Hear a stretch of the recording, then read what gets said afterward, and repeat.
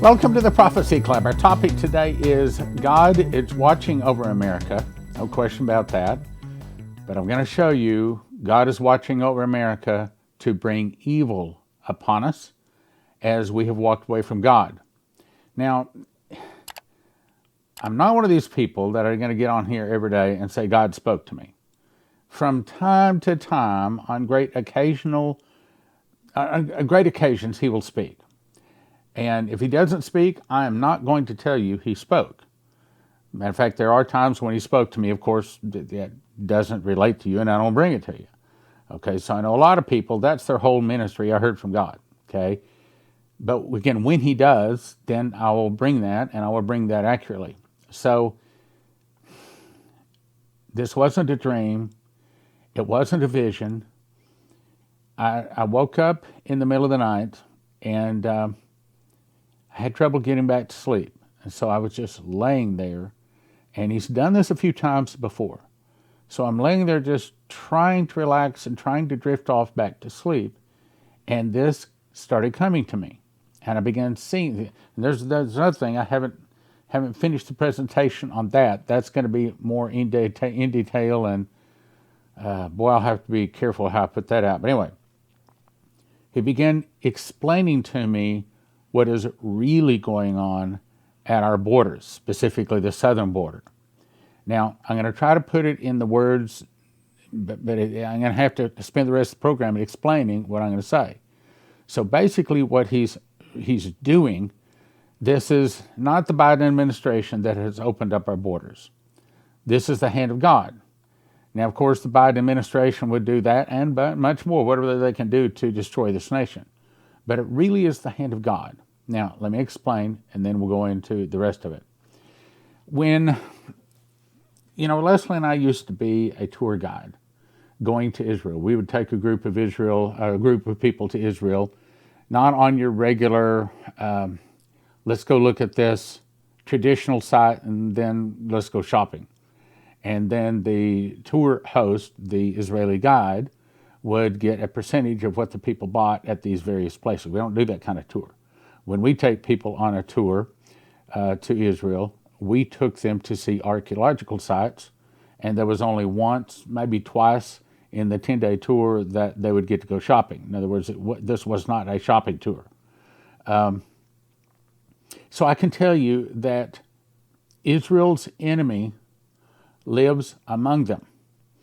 It would be much easier if all of the Palestinians, which primarily that's the word I'm going to use. It's not exactly totally accurate, but that's the word I'll use to explain the people that are their enemies. Okay, there's more to it than that. I understand that, and there's some Palestinians that are not their enemies. I understand that too, but it would be too complicated to try to explain another way. So let's call their enemies the Palestinians. Not all Arabs are their enemies. Not all Muslims are their enemies. Okay, but I'm saying that's the word I'll use. They're enemies. If all of their enemies were in one area of the country, and then all of the rest of the country had Jews in it, they wouldn't have such a problem. But that's not the way it works. You'll have a Jew living right next to an enemy, I'll put it that way, an enemy next to a Jew, next to an enemy, next to a Jew, next to an enemy. And there's a very big difference between the people. The Jews are very fastidious. They're very clean. Their house is very clean. Their clothes are clean. Their businesses are clean. It's like in America. But then their enemies, they literally open the window and dump their trash out the window. They don't take it to the trash. They just dump it out on the lawn. Not all of them. You understand what I'm saying? But many of them. Their cars are dirty. Their bathrooms are filthy. It's like you feel like you're cleaner before you go into the bathtub at the hotel than when you come out. Their enemy is their next door neighbor. They have to work with them side by side. They live with them side by side. Their children play with your children. So the enemies in Israel are right there among them. Now, in America, it has been that we had, in the town that I grew up in, for example, we had the South Side. South Side was where all the poor folk, and that's where, of course, also most of the breaking of the laws, the evil people. In other words, there was a separation. That's the point I'm trying to say. So, Stan, what's the point? What did you get here? What I got is the opening of our borders, really going back several years, but especially the last couple of years, is really God bringing our enemies into our borders, into our neighborhoods, and they're going to start living among us. So today was the last day of my granddaughter's school, and she's in the first grade.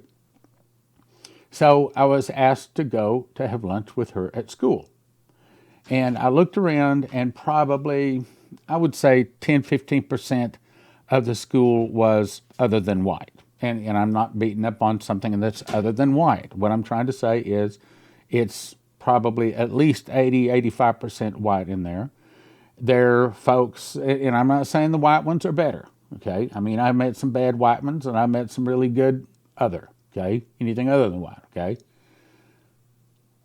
Good people. But I turned to my daughter, and I said, how long is it going to be before the migrants show up? See, they're not calling them illegal aliens anymore. They call them migrants or immigrants. No, they're not migrants. An immigrant or a migrant is referred to as someone that got there legally. These are people that have broken our laws and will probably continue to break our laws. I said, how long do you think it's going to be before they're going to be having migrants and immigrants or illegal aliens in the school system? She says, I don't know. And I said, I bet I know. My guess is by the time school starts next year, anywhere from 10 to 15, maybe even 20% of the people in the school are going to be migrants. They're not all going to be able to speak English, and if it was just Spanish coming in, that would be easier to deal with. But you're going to have Haitians, you're going to have Taiwanese, you're going to have 140 different countries coming into America. What do you think they're going to do? They're going to just dump them into the school system. They probably won't give the school system any more money. They'll just simply say, deal with it. I mean, I could bring up other articles, other videos where they've already started doing this in places like Chicago and places where they've been busing these migrants, illegal aliens in.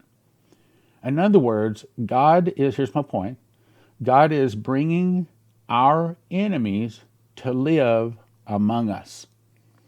They're not separating them out. They're not saying, okay, this city over here, this is migrant city.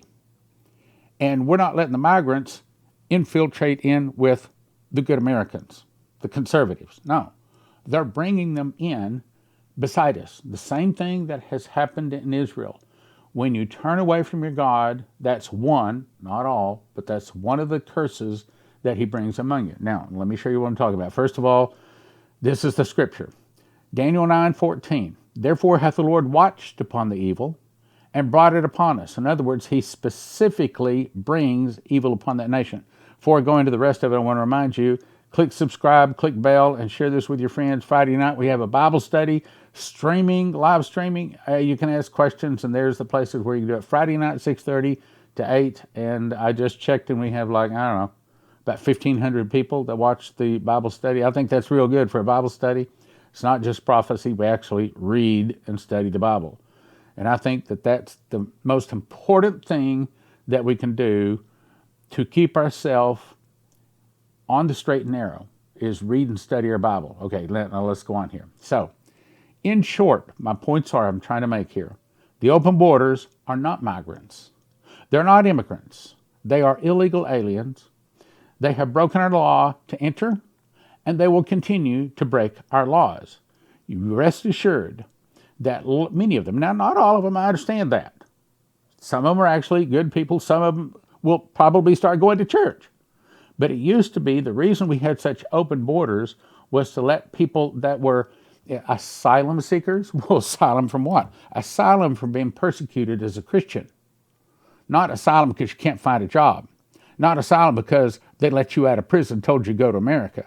Okay, supposed to be that because you were persecuted for being a Christian, we would let you in America. That's not what it is now. Today, it's come one, come all, because the Spirit of God is sending them to bring trouble upon our land. Today, what we're getting is not all of them, but many of them. You'll see time will prove out to be, you mark this down, there'll be a time when I get on the program and I say, see, I told you. And this is what the Lord spoke to me last night. What is going to happen is what is coming in is murderers, rapists, gang members, thieves, a foreign army recruited to kill us. Let me show you what I mean. First, the scripture. Now, you can also find this in Leviticus 26, about almost word for word. Deuteronomy 28 says, but it shall come to pass, if thou wilt not hearken unto the voice of the Lord thy God, then it gives about 40. In the earlier verses, it gives about 10 blessings. First 10 verses are blessings if you follow it. But then there's about 40 verses of curses if you don't. It's a whole lot worse to fall away from God than it is to pull close to Him. So let's examine some of them. Our open borders. You want to see a scripture on it where it says it's going to happen? Surely I will fill thee with men as with caterpillars. The stranger that is within thee shall get up above thee very high, and thou shalt come down very low. In other words, the people that are evil, that are coming into our nation, God is going to see to it that they get over us. In other words, they're going to become the mayors, they're going to become the presidents, they're going to become the owners of the businesses, and they are going to bring trouble to us. The debt ceiling. Right now, as I'm doing this, Thursday at 3:43, there is not a consensus on a debt ceiling. Probably they will not be able to come up with a deal to raise the debt ceiling. Trump has openly said on CNN, I don't think you should do it. I think he said either we fall now, we fall later. We may as well go ahead and fall now. So if they don't raise the debt ceiling, all of a sudden America could be in a lot of trouble. You recall that Shane Warren was told that there will be people protesting. I mean, it was practically riots, practically civil war, and they held up signs that says we want our entitlements. Well, that comes because they didn't raise the debt ceiling, so they have to stop paying everybody that is normally getting a check from the government, because the government is then broke. That means the price of everything starts going up, and this wonderful little nation that we had 2 weeks earlier is now gone, and it keeps getting worse and worse and worse. And right now, I try to talk to even some close people I know about what this debt ceiling can do. But they don't get it. It could be a really, really bad thing. And as of this moment, they are not even close. So probably they're not going to get a deal done for the debt ceiling, and probably they will stop making payments to things like Social Security, to food stamps. All of the people that get a check from the government may be stopping. Let's go on. Also, COVID. Yeah, COVID is in the scriptures too. Deuteronomy 28:1. The Lord shall make the pestilence cleave to thee. 28:59. The Lord will make thy plagues wonderful, of long continuance and sore sicknesses, all the diseases of Egypt which thou wast afraid of, and they shall cleave to thee. Well, that's kind of happened. In other words, as we turn away from Jesus, these kind of things come upon us. What nation spends the most on health care? I actually looked that up, those very words. I Googled them, I searched them, and sure enough, United States, not just by a little bit, but as you can see, the other nations, by a lot. We spend more on health care. In other words, you might be saying, yeah, well, that's because we have more money. That's because we have more doctors and hospitals. Well, that's a factor, I'll agree. But it also says that we're also very sick. Mad cow disease, on the rise. Thine ox shall be slain before thine eyes, and thou shalt not eat thereof. There's another one that says, and they shall slay all of her, I forget the word, bovine or something like that. There's another scripture that talks about that. Well, here's the article. I just pulled this off as of yesterday. A typical case of mad cow disease detected in the U.S. Now, here's the skinny of it. My understanding on the mad cow disease is it comes upon a cow that has been fed cow. In other words, if they eat their own kind, if that's put into their feed, then it gives them this disease. Well, that would be a pretty good reason to kill a bunch of cows, and it's not contagious like a virus. But the problem is, if a human eats that cow, does the same thing to them. It says right here in the last paragraph. Eating contaminated meat has been linked to a fatal condition called, whatever you want to say it, otherwise known as subacute spongiform encephalopathy. Most people who develop this died within a year. That's another cow disease. So our cows are dying, in this case only one, but we also know from Coverstone's dream that they're going to be spraying. Well, they could easily put something in that spray that starts killing our cattle, starts killing our chickens, our horses, our food supply, okay? Wheat harvest.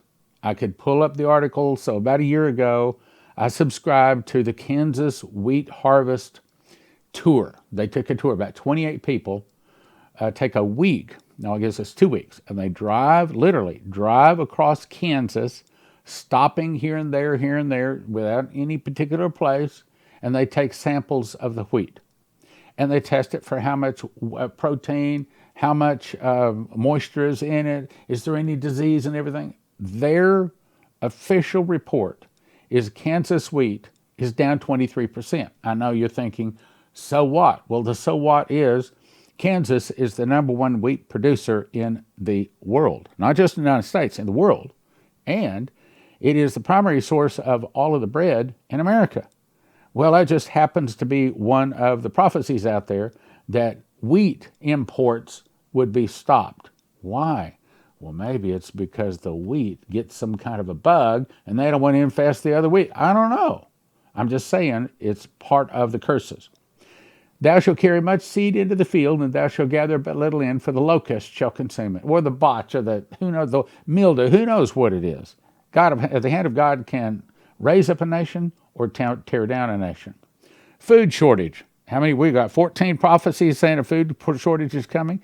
We don't have any prophecies saying train derailments, but I haven't counted it up, but I'm going to guess we probably had 12 to 15 train derailments. Why train derailments? Because that's what carries the food. That's what carries most of what we consume in America. Not just food, but everything else, our cars. So you might be saying, well, why would a company that owns the trains actually want to destroy their rail cars? You have to understand their objective is not to make money. They got plenty of money. They own the printing press. These days, they only have to print the money. It's just a matter of entering zeros into a computer. They got plenty of money. So would they destroy all of their trained rail cars? Absolutely. If that gets the Antichrist on the throne, they're willing to do anything to get him on the throne, including you and I. Deuteronomy 28:63, and it shall come to pass, as the Lord rejoiced over you to do good, and to multiply you, so the Lord will rejoice over you to destroy you, and to bring you to naught. I know you've thought the same thing I've thought. You've seen the news, you've read the news, you've heard Prophecy Club, you hear all these things and say, you know what? There's so many things going wrong with this nation, it's falling apart from every direction. If you thought that, you would be correct. Because it is the hand of God that used to watch over America for blessing. Now he's watching over America to destroy her. Why? Because we've turned away from our God. My mom said when she was growing up, and she grew up in, I think it was Gunnison, Colorado, and then later Washington State, she said that every summer for 2 weeks they would have vacation Bible school. All of the children would go down to the public schoolhouse. They would all have, cookies and Kool-Aid or whatever it was, something to drink. And everybody learned about Jesus. Every one of them, 100% got saved, all of them. And she said there was not a person in the school that wasn't a Christian. As a matter of fact, the more you knew the Bible, the more popular you were. Now, can you imagine that today? But I'll tell you, that's what it would take. It would take some kind of a constitutional law that says from now on, the Bible has to be taught in the schools. Now, that would never pass today because the point is there's too much evil in our nation. That's the point. We know it would never pass because there's too much evil in our nation. Let's keep going. Adultery, rape. Deuteronomy 28:30, thou shalt betroth a wife, and another man shall lie with her. What? Okay, so I did some looking. Wikipedia, I looked up list of serial killers by the number of victims. By the way, I looked up serial rapists. They pretty much don't categorize that much. Pretty much now when it comes to thieves, They do, but there's so many different categories because you're a thief. Because it's like, okay, if there's this many serial rapists, there's this many murderers, but there's this many thieves. I mean, I would spend 2 hours reading all the categories of a thief. But let me show you this. Thought that was interesting. Luis Garavito. Now, this guy's from Colombia, and you may be saying, why are you telling me about a serial killer in Colombia? The point is, this is what's coming across our border. 140 different nations are coming across our border. They're not being vetted. Many of them are not even turning themselves in. They're sneaking in. They're called gotaways. Luis Alfredo Garavito, called the Beast, a Colombian serial killer and sex offender, pedophile, and necrophile, he confessed to committing the rape, torture, mutilation, and murder of 147 minors, predominantly young men, boys in the western Colombian region. Gravito was estimated to have raped and tortured a minimum of 200 minors before committing the rape, torture, mutilation, murder of an additional 189 minors in Colombia. Now, further murders in Ecuador. This is what's coming across our border. Now, not all of them, and I know that, and you know that. But the point is, do you think some of them are this bad? Now, you may be saying, yeah, okay, so, out of the 15 million people they estimate have come across the border in the last 2 years, how many do you think are Luis Gravatio? Would you say there's 1 in 15 million? Yeah. 2? Yeah. A whole slew of them not as bad. But here's the point. If they are defunding the police, if the police are already overwhelmed and they can't even get to the things that are on their plate already, you let a bunch of these guys in, and it takes a team of people. They will get a team. They'll get 4, 5, 6, 8, 10 people working full-time, 40 hours a week, and sometimes it takes them 10, 15, 20 years to catch a guy like this. Well, what happens when you don't have the 10, 15, or 20 guys or ladies to put into the team and the 10, 15 years of research to catch a guy like this? It's not 200, it's not 300, maybe it's 500, maybe it's 1,000 people they rape, murder, mutilate, and kill. Pedro Lopez, child murderer and rapist, known as the Monster of the Andes. Lopez targeted young girls between the ages of 8 and 12. Arrested in 1980, convicted in 83 of killing 3 young girls, but claimed to have killed hundreds more. Oh, not to worry, he was released in the late 1990s. He's still out there. Javed Iqbal, if I'm saying his name correct, child murderer and rapist, known as Kirkri, murdered exactly 100 children by strangling them. The judge who asked, "You'll be strangled to death in front of your parents, in front of the parents whose children you killed. Your body will then be cut into 100 pieces and put in acid the same way you killed the children." But he died in custody before he could be executed. Mikhail Popkov, serial rapist. No, this one, let's see, where was it from? I think this was Russia. This guy's definitely Russia. Nicknamed the Werewolf, who was active for 2 decades, 20 years, 22 murders, confessed to another 59, and had a total number of admitted victims of 83. Took him 20 years to catch him. The East Area Rapist, I remember that one. Maybe I should tell that story. So, see, what was been about 1987. I was sent by my company at the time to go to, what's the capital of California? I'm drawing a blank on it right now. Anyway, I was sent to that city. And probably 5 minutes before we landed, the guy next to me turns to me and says, "Hey, you heard about the East Area Rapist?" No. Well, a guy breaks in the middle of the night. The husband wakes up with a flashlight and a knife in his face. He takes the husband into the kitchen, ties him up, hog ties him, stacks dishes all over him, tells him if he hears the dishes rattle, he kills his wife in the other room. So he takes his wife in the other room. He does anything he wants and everything he wants to do to the wife. And this is no 5-minute thing. He spends a couple of hours with her, torments her. It's not just a rape.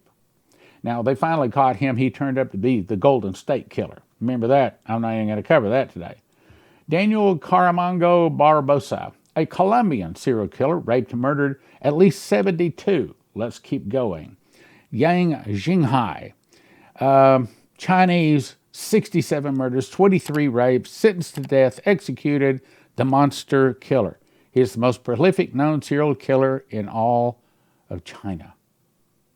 You say, well, these guys are from Colombia. These guys are China. Yeah, but they may be some just like it, just walked across the border. And these folks aren't going to be living in migrant towns or immigrant towns. They're going to be going to school with your children, with your grandchildren. They're going to be working beside you, beside your wife. And you watch. Within a year or two, these are the kind of things. And of course, the news being so truthful and all, it might be that they don't even tell us when these things happen because, well, if they were a migrant, we don't want to put that on the news. Samuel Little finally get to America. Murdered 93 women, confirmed Little's involvement in at least 60 of the 93 confessed murders. Telling you, this is what's coming across our border. And I hadn't even scratched the surface. There's a lot more. Russians nuke America. Now here's where it's found in the scriptures. Therefore shalt thou serve thine enemies, which the Lord shall send against thee. In hunger and in thirst, and in nakedness, and on want of all things. He shall put a yoke of iron upon thy neck. In other words, this is after the Russians have attacked and defeated us. Shall bring a nation against thee from far in the end of the earth, and swift as the eagle flies. A nation whose tongue thou shalt not understand, like the Russians. A nation of fierce countenance. They shall not regard the person of old, nor show favor to the young. He shall eat the fruit of thy cattle. Thy high fenced wall shall come down. Thou shalt eat the fruit of thine own body. In other words, you will eat your sons and daughters. And it's the hand of God. But you go up and you try to tell somebody that's not going to church, you ought to go to church. Oh, no.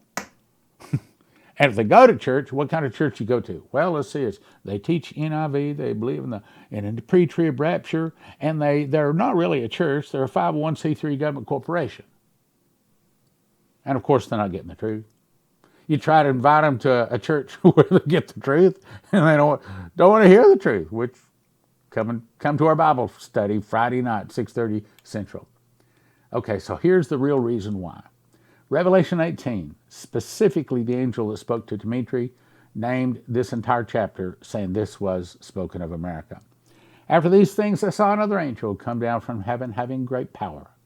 And the earth was lightened with his glory. And I believe this is the angel over America. And he cried mightily with a strong voice, saying, Babylon the Great is fallen, has become the habitation of devils. In other words, this is a nation where devils live in the spirit and in the flesh. Habitation of devils, the hold of every foul spirit. People cuss, lie, just foul, dirty, homeless. Homeless doesn't necessarily mean they're evil, by the way. But of course, as you know, many of them are. That's why they're homeless. And the hold of every foul spirit, the cage of every unclean and hateful bird. Unclean and hateful. So many people so hate. Look at like if there's an abortion clinic and anybody touches that abortion clinic, they will crucify you. But if there is a pro-life clinic out there, it gets all kinds of broken into, firebomb, filthy words written on it, because our nation is full of hate for Christ and love for the devil. For all nations are drunk of the wine of the wrath of her fornication. That's why God is bringing this upon our nation. So when it says wine is what Noah drank before his children had sinned against him. There's only 7 or 8 verses that has anything about an apple. But there's like 280 verses that talks about wine press, and almost every one of them is associated with evil. It's the Bible's way of saying sin. For all nations have drank the sin of America. That's the way we would say it. We're the nations that put out the filthy movies, put out the filthy magazines, put out the filthy music. We are the nation that the rest of the nations, like Pied Piper, have followed right into sin. Finally, Come out of her, my people, that you be not partakers of her sins, and that receive not of her plagues. I do not think that now is the time for us to start leaving America. I will let you know, and I believe I know when it'll be, and we will make arrangements. I will let everybody know. There will be a time. There will be mass exit from America. Now is not the time. Come out of her, my people, that you be not partakers of her sins, you receive not of her plagues. Right now, it means stop sinning. Don't be a habitation of devils, the hold of every foul spirit, and the cage of every unclean and hateful bird. Come out. Be separate. Walk the straight and narrow.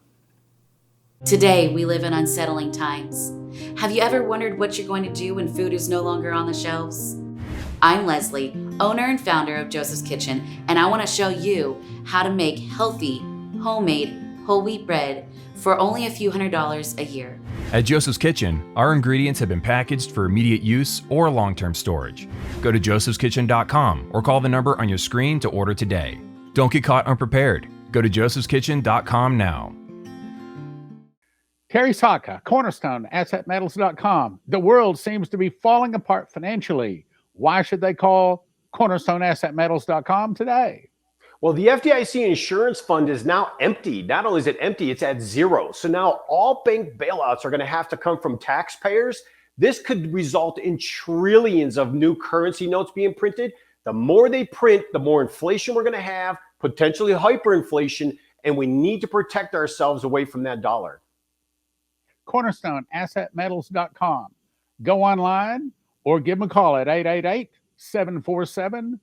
CornerstoneAssetMetals.com. You don't have to get anything today. Just give them a call and say, hey, here's my situation.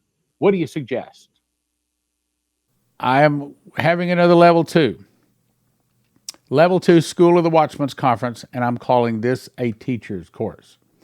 It's going to be September 15 and 16. You can go to prophecyclub.com, and it'll tell you all of the details about it.